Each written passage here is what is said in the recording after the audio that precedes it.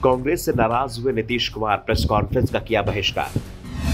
संयोजक नहीं बनाए जाने पर नाराज दिखे नीतीश, गठबंधन का नाम भी नहीं आया पसंद। विपक्षी एकता पर बीजेपी का तंज, दूल्हा मिला नहीं, फूफा जरूर नाराज हो गए। पटना में हुई बैठक में लालू प्रसाद यादव ने राहुल गांधी का नाम लेते हुए कहा था कि आप दूल्हा बन जाइए, हम सब बाराती बनने को तैयार हैं। लालू का संकेत था कि राहुल गांधी को आगे आना चाहिए और विपक्षी गठबंधन का नेतृत्व करना चाहिए। दूसरी बैठक की मेजबानी कांग्रेस को सौंप कर भी इस बात का संकेत दे दिया गया कि बेंगलुरु में विपक्षी गठबंधन का दूल्हा मिल जाएगा। लेकिन बेंगलुरु में दूल्हा तो नहीं मिला, लेकिन फूफा जरूर बहुत सारे मिल गए। विपक्षी गठबंधन में शामिल नेताओं के फूले हुए चेहरे बता रहे थे कि बात बनने की जगह बिगड़ती दिखाई दे रही है। जिस तरह से बेंगलुरु की बैठक को कांग्रेस ने हाईजैक कर लिया, उससे तमाम दल नाराज दिखाई दे रहे हैं।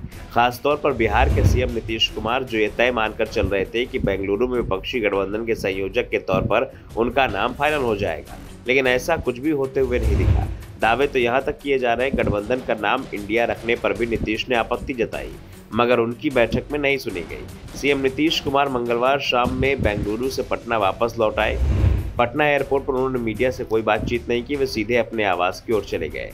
कहा जा रहा है कि ममता बनर्जी ने बैठक में इंडिया नाम का प्रस्ताव दिया, लेकिन नीतीश कुमार को नए गठबंधन का नाम पसंद नहीं आया। इसके बाद कांग्रेस नेता राहुल गांधी ने इंडिया नाम का मतलब समझाया। नीतीश ने बेमन से इस नाम पर अपनी सहमति दी। इसके बाद वे साझा प्रेस कॉन्फ्रेंस में शामिल हुए बिना ही वहां से निकल गए। वहीं आरजेडी सुप्रीमो लालू प्रसाद यादव और डिप्टी सीएम तेजस्वी यादव ने भी चुप्पी साधे रखी है। महागठबंधन की ओर से बेंगलुरु की बैठक पर फिलहाल कोई चर्चा नहीं की जा रही है। ऐसे में सियासी गलियारों में कई तरह के सवाल उठ रहे हैं। बेंगलुरु की बैठक में एकता की जो बात निकलनी थी, वो निकलती नहीं दिखाई दी। पटना की बैठक में जब प्रेस के सामने विपक्षी मोर्चा आया तो हर दल के नेता को बोलने का मौका दिया गया, लेकिन बेंगलुरु के मंच से लेकर प्रेस कॉन्फ्रेंस तक हर जगह कांग्रेस का ही कब्जा दिखाई दिया। सहयोगी दलों की ओर से सिर्फ ममता और उद्धव ठाकरे को बोलने को मौका दिया गया, और वो भी शायद इसलिए क्योंकि ममता ने गठबंधन का नाम सुझाया था और अगली बैठक आयोजन करने का जिम्मा उद्धव ठाकरे को सौंपा गया, और विपक्षी गठबंधन में कांग्रेस ने किसी को बोलने का मौका नहीं दिया।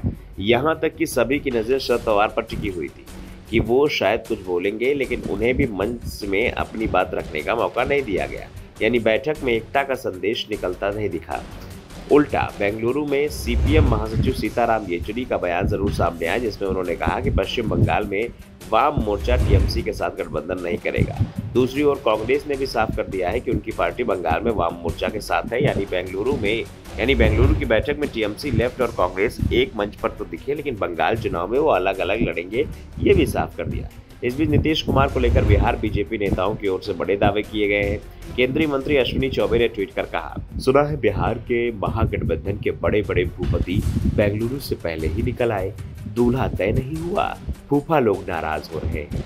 फोटोबाजी, राजनीतिक पर्यटन के लिहाज से बेंगलुरु सेशन क्लोज हुआ, अगली शूटिंग मुंबई में। पूर्व डिप्टी सीएम सुशील मोदी ने भी तंज कसा है। बेंगलुरु में सबसे बड़ी किरकिरी तो नीतीश कुमार की हुई है। उन्हें फर्जी इंडिया का संयोजक न बनाए जाने से नाराज पहले ही बैठक से निकल लेना पड़ा। वे प्रेस कॉन्फ्रेंस में नहीं थे। बेंगलुरु में नीतीश विरोधी पोस्टर भी लगाए गए थे, जबकि वहां सरकार कांग्रेस की है। सुशील मोदी ने कहा कि इन दलों की पटना बैठक में इसी तरह नाराज होकर दिल्ली लौट गए। जो लोग चुनाव से पहले न मन मिला पा रहे हैं, न चेहरा तय कर पा रहे हैं, वे देश के लोकप्रिय प्रधानमंत्री नरेंद्र मोदी को कोई चुनौती नहीं दे पाएंगे। Bureau report, the Navdarpan news.